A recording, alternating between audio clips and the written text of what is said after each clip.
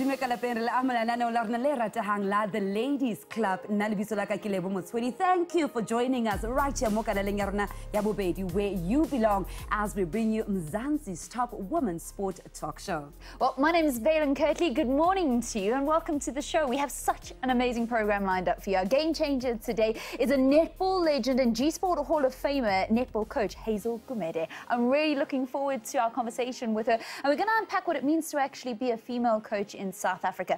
We want you to join in the conversation. It's so easy on social media. On Twitter, it's at Lebo Motsoeli, at Vaylen Kirtley, at SABC Sport or Sport at SABC. Just use our hashtag the Ladies Club, and then that also is the same on Facebook, hashtag the Ladies Club. Which is women who are making a mark in coaching. Now, public support for women's competition and sporting events is really growing, but the number of women coaches is still lagging well behind. The Ladies Club, though, we want to showcase the very few that have bravely taken up the challenge to lead a team or athlete to even greater heights. While we zoom in on women coaches, it's important to highlight that if more women see other women coaching, they may be inspired to see that it's actually a legitimate career option that they too can follow. Please feel free to share your views on our topic on all our social media platforms. Absolutely going to be a great one. But let's look at the inspiring stories in women in sport that you should definitely know about, because we're looking at the reigning champions, New Zealand, who will go on to host the 2021 Women's World Cup Rugby, and it will be the very first time the tournament has been staged in the Southern Hemisphere, with New Zealand, of course, seeing off local rivals Australia for the hosting rights in 3 years' time. That follows their 25-17 vote in favour by the members of the World Rugby's governing council. Can't wait.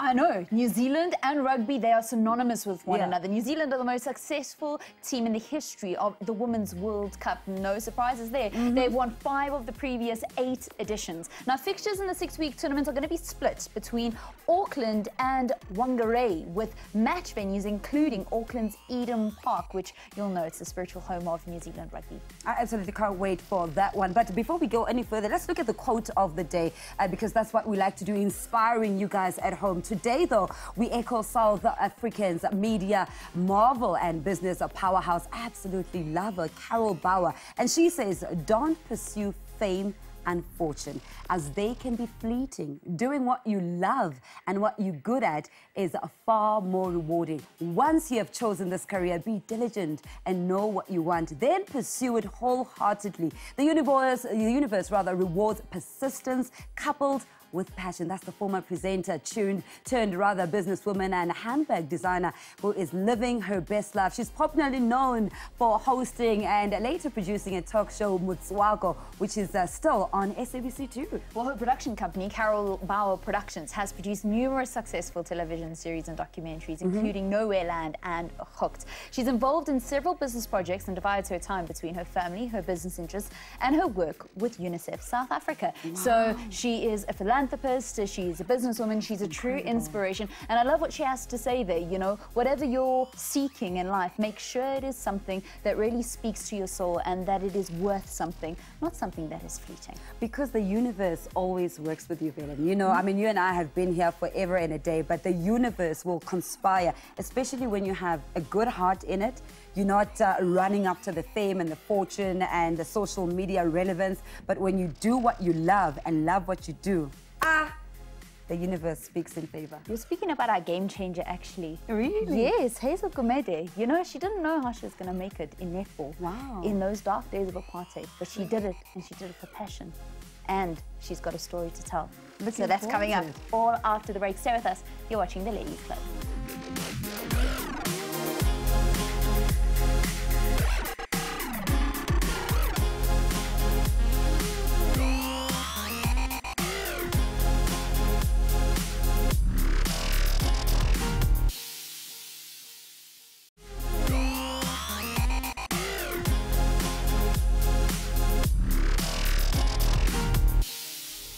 Welcome back. Ntso buhila nano la rena le ratehang la mafumahadi mona mo kanaleng ya bobedi mwe e motle re tswela pele ka dipuo tsa rona tsa mafumahadi re bua ka dipapadi le di coaches tsa rona tsa mefuta ya dipapadi gompieno re bolela ka netball empa o ka bua le rona ko social media platforms sebedisang #the ladies club ke Vaylen Kirtley ke Lebo Motsoeli @sport@SABC.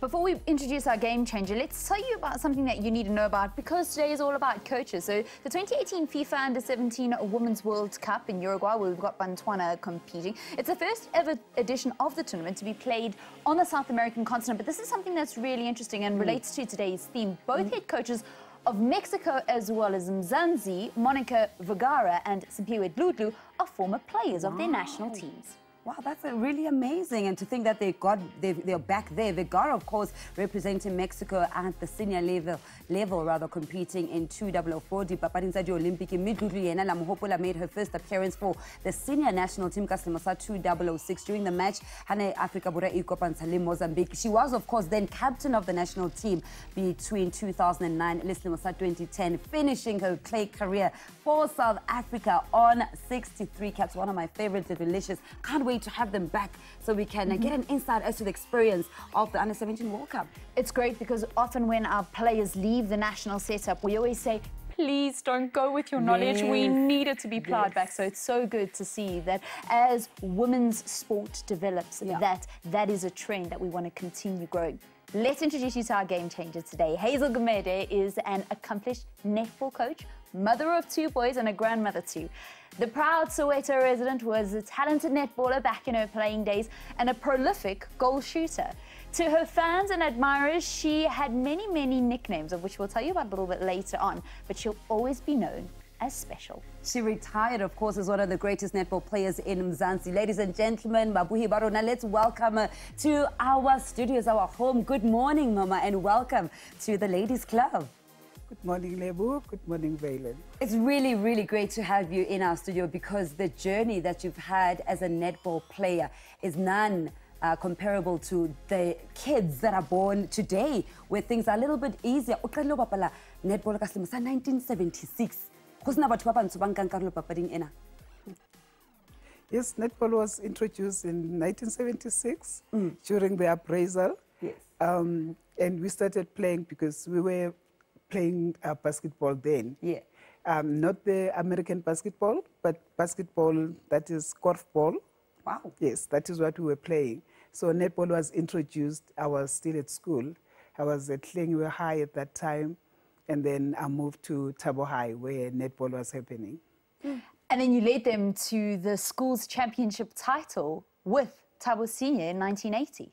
Yes, I was part of that group. Wow. Tell us a little bit about your role in the team, because that background of korfbal definitely influenced the way that you played. I read somewhere that you guys would say before the whistle, 10, before they even know about it, and you would go from the center to the attack and straight to, you'd stand right on the goal circle line and you'd put it away every time, and before anybody knew what hit them, you were 10 goals up.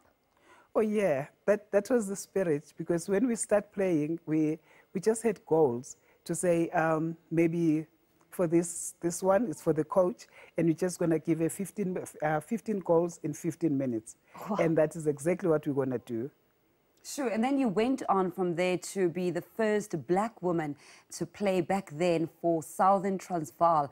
Take us through some of the feelings that you experienced then as an outsider in an environment where your own were not there.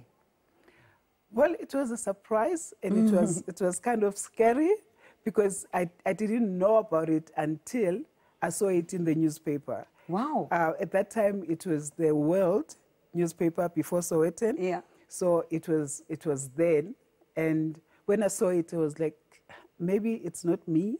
They're talking about somebody else.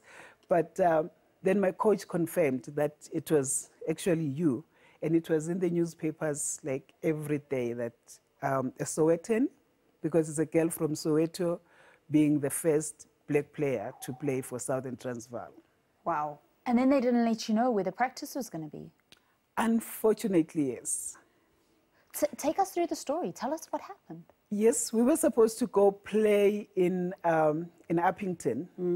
And I knew that I was part of the team, and I was introduced to the coach. The coach then was Rita Oosthuizen. She's the one who put me in the team. But I think because of the pressure, you know, from the other people, you know, from her side, then she had to drop me. So I didn't know when was practice. I didn't know when they were leaving until I saw it in the newspapers as they were coming back. So you didn't partake. I mean, how difficult at that very young age also, how difficult was that for you, knowing that you are talented, you deserve to be in the team because of the talent, but here you are completely outcast? It was hard at first, but I had a grandmother that was a praying woman. You know, she always told me, if it's meant for you, it will come back. So it didn't come back to me as a player, but it came back to me as a coach. Sure. In what way? Because I ended up coaching the national team. So I think because I was deprived playing for the national, then I ended up coaching the national players. You played and coached yourself when, you know, from the time, from 1980, you know, from actually the time that you started playing. Tell us what happened. Tell us that journey after 1980 and actually not giving up then, being encouraged by your grandmother and saying, you know what, I am passionate about netball, I'm going to continue doing this, and then developing yourself as a player, coach, and then as just a coach. It actually didn't start with netball. I was an athlete. Track, and field, yes, tennis. Yes, and I played tennis. Yeah. But because of my background, I couldn't stay long in tennis. You know, like because you know, like the uniform is kind of expensive. Yeah. So I ended up with netball because netball, you know, we exchanged the uniform and stuff. So I ended up in netball. And in netball, I was recruited by one of my classmates to say, but you know, you're good in shooting, you know, in golf ball. So, and it's far. So now you're going to go closer. so I thought, okay, I'm going to give it a try. So that is when I started with netball. But you also had provincial colours in track and field. So it does sound like you are a lover of sport. It's not just netball, as you've said. Yes, sports, it's me. It's what I breathe, what I live. That is, if you talk sports, that is who I am. Did you ever think, considering all the challenges that you went through, that, you know what, I don't want to do this anymore. This is too heartbreaking. Because when you feel so passionate about something, when you give your all to something, the disappointments are that much more difficult to deal with. You know, challenges were there, but what I had in my heart was that you can kill the love, but you can't kill passion. So it was passion that was driving me, and it's passion that is still driving me even now. Wow, that's really amazing that the passion after all these years is still there for Mam Gumede. Looking forward to find out a little bit more because she's still active. In fact, she's still a player. She's a coach. She's still taking it quite seriously. She's no longer doing track and field. But I want to find out a little bit more about what she has started. It's called Street Netball, Vaylen. Yes, Street Netball. All that and so much more coming up with our Game Changer when we return.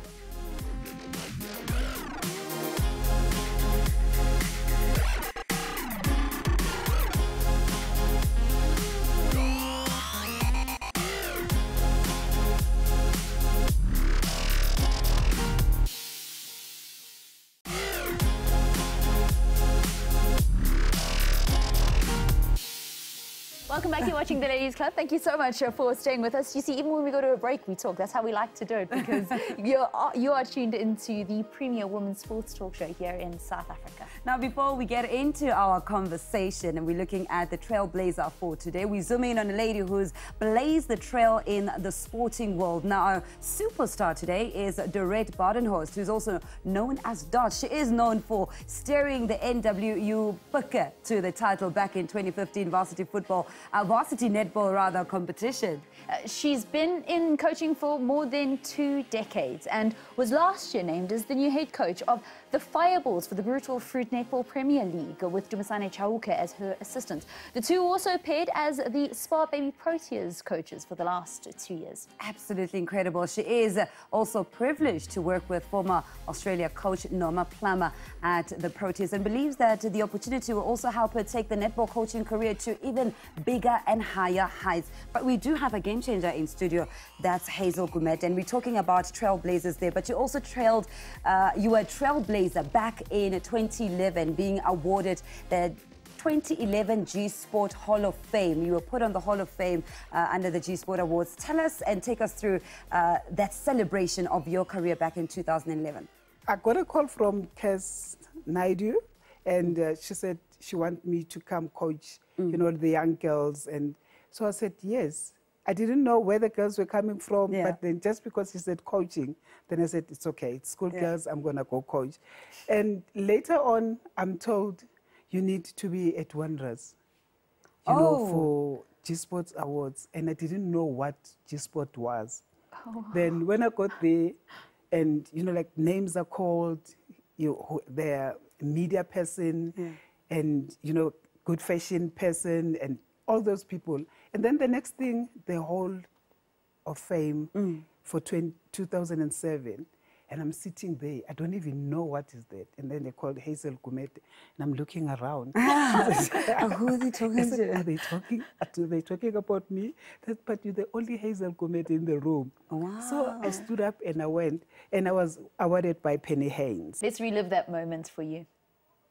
It's my pleasure to introduce you to our 2007 Hall of Fame inductee, 80s netball phenomenon, Hazel Gumede. And there you were. What's going through your mind as you relive that? Because you said you didn't know if it was, are they calling you? Are they talking about you? You know, that was the moment. You know, like, firstly, just to see Penny Haynes, you know, like, in person.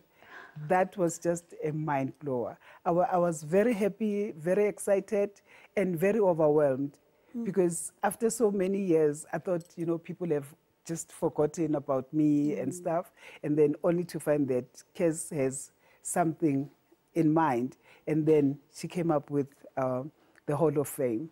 Wow. Hazel, how could they forget about you? You went by so many nicknames in Soweto. There was Special, there was Ronaldo, there was Professor. All of those nicknames belong to you. For Ronaldo, it was my college coach, Metho Makulu.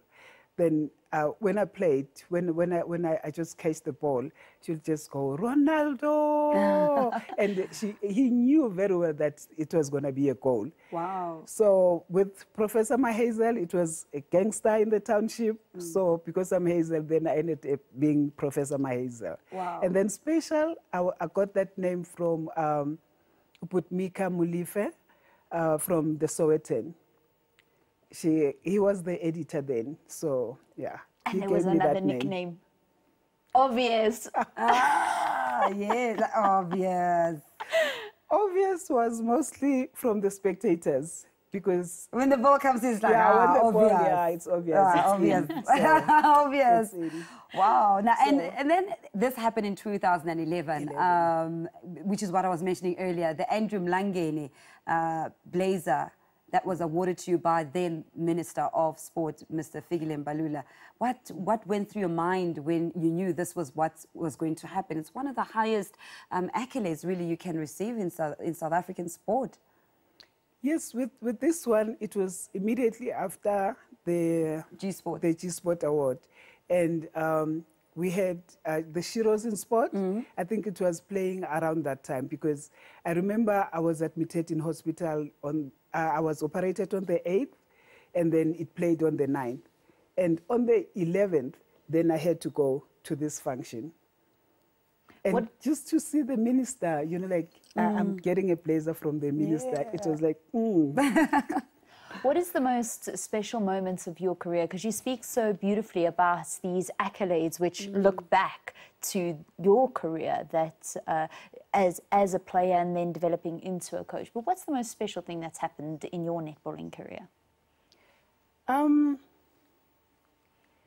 I think the most important thing looking back, it was the G-Sport Award. That is what I carry in my heart. You know, yes, even the Minister Award, it was that great. But with the G-Sport, it's different because I was awarded by another woman, you know, whereby in most cases we always try to pull each other down. But this time, Kes decided that she wants all the women to come up and to be celebrated. And what do you still want to achieve, Mama? I know you're also a player, but you're also a coach at the moment, and you're also active with street netball. Tell us a little bit about that and what else you still want to achieve. Street netball, I started in 2007. No, 2009. 2009, I started street netball. I started because of the teenage pregnancy and the way, you know, like you see the girls roaming around the streets. So I decided, okay, maybe if I can just pull them aside. And, you know, what was touching is seeing the little ones, you know, it was in winter, June, and you find the under 7, under 8 coming barefooted to come play netball. That was heartwarming for me. Have you gotten support for that program? Yes, I did, because I knocked at the sports and recreation offices for trophies and medals. But any other thing, it was coming out of my pocket, because I had to be traveling around the township, putting my poles on the street and letting the girls play. And in that way, I was even trying to revive netball in Soweto, because, you know, like the teams were dying slowly. So by so doing, I had teams in different areas. And then after getting all of those, I will send them to Elka Stadium, so where the league games were played. So that is how netball started coming back into the township. You've also taken netball to the Oprah Winfrey Leadership for Girls. That's also quite a big responsibility on your shoulders. Yes, I'm coaching at the Oprah Winfrey Leadership Academy for Girls. I have great girls there who are very passionate, and yes, I just enjoy being there. Wow. It seems to me that your role as a mother, a grandmother, as a woman in your community is incredibly important. You mentioned that that's why you hold the G-Sport Award in such high esteem, because it was given to you by another woman. What do you think a lady's role is in her community, as a mother, and also helping to develop young girls into the ladies that will take our country forward? I think be a mother to every child. Can be a boy child, a girl child, all those children, they need you. If you just give them love, because, you know, like in our culture, hugging is something that is not done. So if you just give that child a hug, you've given a present for life. Mom Gumede, as we're wrapping things up, if you have a choice to have dinner and you can only have 3 guests, dead or alive, past or still alive, who would you have and why? It will still be my grandmother. It will still be my grandmother, because she instilled the strong woman that I am today. She didn't have anything, but then she made sure that we ate. She made sure that I went to school, and she made sure that I know that there is God. The 2 others will be Madiba and my boss, of course, Miss Winfrey. Oh, great choice. I'm right. I'm inviting myself on that dinner table. Wisdom on that dinner table. Absolutely. Hazel, thank you so much for being our guest today. It's been really inspiring hearing you speak and finding out a little bit more about you and your journey. Thank you for having me. Thank you very much. Wow, Hazel has definitely inspired us. And the fact that she was active, she's still active and giving back to her community. Street netball, Soweto legends she's still playing for. I mean, it's really incredible. So I'm really excited to see that we still have guests such as these in studio today on the Ladies Club. So after this, Lebo, you're going to your hockey masters group, aren't you? No. This is how we come to the end of this week's program. Thank you so much for being in touch, and we can stay in touch until the next time we bring you another edition of the Ladies Club. And until then, remember that greatness is never given; it's always earned. Bye bye.